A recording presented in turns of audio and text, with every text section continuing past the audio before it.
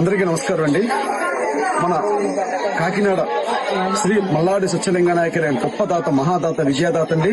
అటువంటి దాతకి సాధన సమితి ఆధ్వర్యంలో ఒక కమిటీ వేసి ఈ జిల్లాను ఎంఎస్ఎల్ కాకినాడ జిల్లాగా పెట్టాలనేది మేము గత ప్రభుత్వం నుంచి కూడా పోరాటం జరుగుతుంది.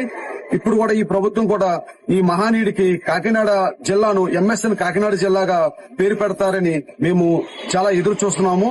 అలాగే మన సీఎం గారికి, అలాగే డిప్యూటీ సీఎం గారికి, అలా ఉన్న నాయకులకు ప్రతి ఒక్కరికి విన్నవించేది ఏంటంటే, ఈ మహాదాత, విద్యాదాత ఎటువంటి దాత అంటే ఎలిమెంటరీ స్కూల్ నుంచి పీజీ వరకు అనేక విద్యాలయాలను నిర్మాణం చేసి, అలాగే 1500 ఎకరాల భూమిని విద్యకు దానం చేసిన వ్యక్తి ఎవరైనా ఉన్నట్టే మన భారతదేశంలో మొట్టమొదటి వ్యక్తి ఎవరైనా ఉంటే మల్లాడి సత్యలింగ నాయకుడి గారు.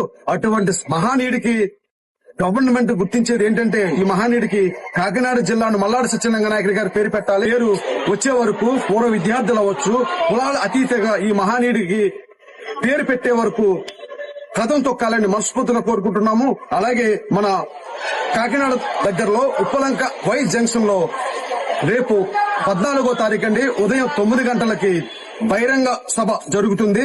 ప్రతి ఒక్కరు కూడా, ఈ మహానీయుడు మీద ఉన్న అభిమానులు ప్రతి ఒక్కరు కూడా ఈ కార్యక్రమానికి వచ్చి జయప్రదం చేయాలని మనస్ఫూర్తిగా కోరుకుంటున్నామండి.